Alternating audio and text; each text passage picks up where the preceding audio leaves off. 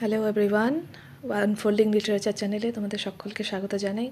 আজকে যে পোয়েমটি নিয়ে আলোচনা করব সেটি উইলিয়াম ওয়ার্ডসওয়ার্থের লেখা কম্পোস্ট আপন ওয়েস্টমিনিস্টার ব্রিজ, এবং এই কবিতাটি ক্লাস 11-এর বর্তমান সিলেবাসের ফার্স্ট সেমিস্টারে রয়েছে।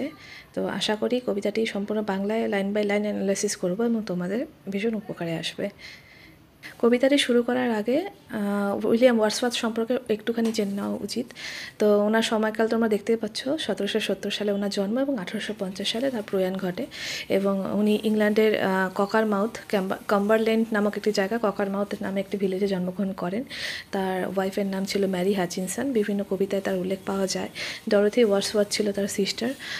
তাকে সঙ্গে নিয়ে অনেক কবিতা তিনি লিখেছেন, এবং এই যে আজকের যে কবিতাটা সেটাও তাকে সাথে নিয়ে কিন্তু লেখা। উনি একজন বিখ্যাত ইংলিশ রোমান্টিক পোয়েট ছিলেন এবং Elizabethan age, history of English লিটারেচারে যে বিভিন্ন এজ রয়েছে তার মধ্যে এলিজাবেথান এজের উনি একজন বিখ্যাত রাইটার ছিলেন। এবং তার একটি ফেমাস ওয়ার্ক হচ্ছে লিরিক্যাল ব্যালাডস, যেটি কিনা তিনি স্যামুয়েল টেইলর কোলরিজ, সংক্ষেপে এসটি কোলরিজের সঙ্গে একসাথে লিখেছিলেন। এবং উনি ইংল্যান্ডের পোয়েট লরেট ছিলেন 1843 থেকে 1850 অবধি। তো চলো এখন কবিতাটা লাইন বাই লাইন অ্যানালাইসিস করা যাক। কবিতাটি ব্যাকগ্রাউন্ড আগে আমরা আলোচনা করে নিই। তো উইলিয়াম ওয়ার্ডসওয়ার্থ ফ্রান্সের উদ্দেশ্যে রওনা দিয়েছিলেন তার বোন ডরোথিকে নিয়ে।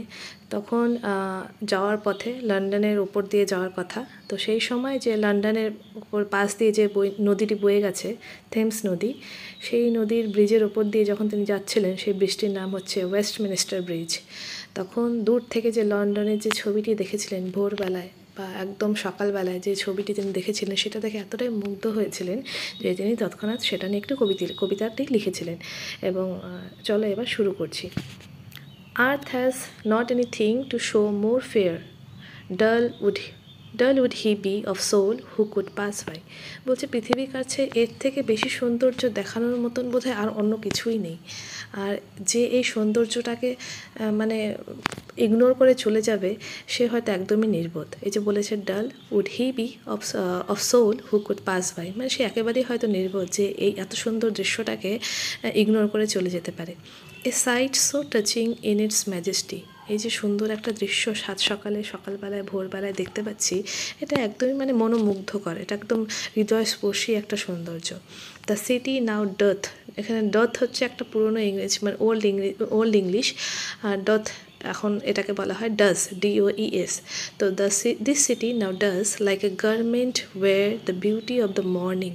তো বলছে এই যে সিটি লন্ডন দূর থেকে দেখে মনে হচ্ছে যেন একটা পোশাক পরেছে, মানে যেটা কিনা সকালের সৌন্দর্যটাকে একদম ফুটিয়ে তুলেছে, এমন একটা পোশাক পরেছে। সাইলেন্ট বেয়ার, একদম নিশ্চুপ, একদম অনাবৃত। কী কী অনাবৃত? এখানে অনাবৃত বলার পরে তিনি যে যে জিনিসগুলি তুলে ধরেছেন সেগুলোকে দূর থেকে পর্যবেক্ষণ করলে দেখা যায়, কারণ সেগুলো এতটাই বড়। যেমন বলেছে ships, towers, domes, theatres and temples lie open unto the fields and to the sky, all bright and glittering in the smokeless air. তো যে শিপস, এগুলো তো বড় বড় জাহাজ, টাওয়ার্স, ডোমস মানে গম্বুজ, থিয়েটার্স, টেম্পলস মন্দির, এগুলোকেই দূর থেকে দেখা যাচ্ছে বিস্তীর্ণ জায়গা জুড়ে ছড়িয়ে আছে। Open and to the fields and to the sky, মানে প্রায় গগনচুম্বী এরকম, মানে প্রায় আকাশ ছুঁয়েছে। এই যে উঁচু উঁচু জিনিসগুলোর কথা বলেছে, টাওয়ার্স, এগুলো দূর থেকে দেখে মনে হচ্ছে যেন আকাশের সাথে প্রায় মিশে যাচ্ছে। অল ব্রাইট অ্যান্ড গ্লিটারিং, এগুলো একদম চকচক করছে, উজ্জ্বল একদম। এবং ইন দ্য স্মোকলেস এয়ার, কারণ এখন সকালের সময়, এখনও অবধি কোনো ফ্যাক্টরি কাজকর্ম এই সমস্ত কিছু শুরু হয়নি, লোকের কোলাহল শুরু হয়নি, তাই দূর থেকে একদম এগুলো একদম যেন ব্রাইট লাগছে, আকাশে কোনো ধোঁয়া নেই, একদম চকচক করছে। Never did sun more beautiful steep in his first splendour valley, rock or hill. তো বলেছে যে সূর্য সকালবেলায় যে উঠছে, স্টিপ মানে হচ্ছে ঝোঁকা, মানে ঢালান একটু জায়গা। তো বলছে সূর্য হয়তো এইভাবে কখনো এত সুন্দরভাবে ঝুঁকে পড়েনি, যে মানে এখন যেটা আমরা দেখতে পাচ্ছি, এরকম একটা চমৎকার যে সূর্যের আলো দেখতে পাচ্ছি, এই ভ্যালির উপরে পড়েছে, রক্স পাথরগুলির উপরে পড়েছে, হিলস পাহাড়গুলির উপরে পড়েছে সূর্যের যে আলো, সেটা এত সুন্দর কখনো দেখা যায়নি। In his first splendour never saw I never felt a calm so deep. বলেছে আমি কখনোই এরকম দেখিনি এবং কখনো এরকম অনুভূতিও আমার হয়নি, এত সুন্দর, শান্ত, এত গভীর। The river glideth at its own sweet will. এই যে রিভার, এই যে থেমস নদী গ্লাইডেড মানে বয়ে চলেছে, নিজের মনে নিজের ইচ্ছায় সুন্দরভাবে মিষ্টি মধুর গতিতে বয়ে চলেছে। এখানে কবি আবার ঈশ্বরকে স্মরণ করছেন, ডিয়ার গড, হে ঈশ্বর, কারণ সবই তো ঈশ্বরের সৃষ্টি, কাজেই সবশেষে ঈশ্বরকে স্মরণ না করলে যেন সব কিছুই অপরিপূর্ণ। The very houses seems asleep. দূর থেকে যতগুলো বাড়ি দেখা যাচ্ছে দেখে মনে হচ্ছে সব ঘুমন্ত। কেন? কারণ সকালের কোলাহল এখনও শুরু হয়নি। অ্যান্ড অল দ্য মাইটি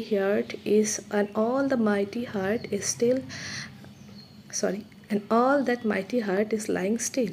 আর দেখে মনে হচ্ছে যে এই যে হৃদয়, যে বৃহৎ বৃহৎ হৃদয়, এগুলো যেন এখনও অবধি একদম চুপ হয়ে রয়েছে, কোনো রকম কোনো নড়নচড়ন নেই। তার মানে এটাই বোঝা যাচ্ছে যে সকালের সময় সব কিছু একদম নিশ্চুপ।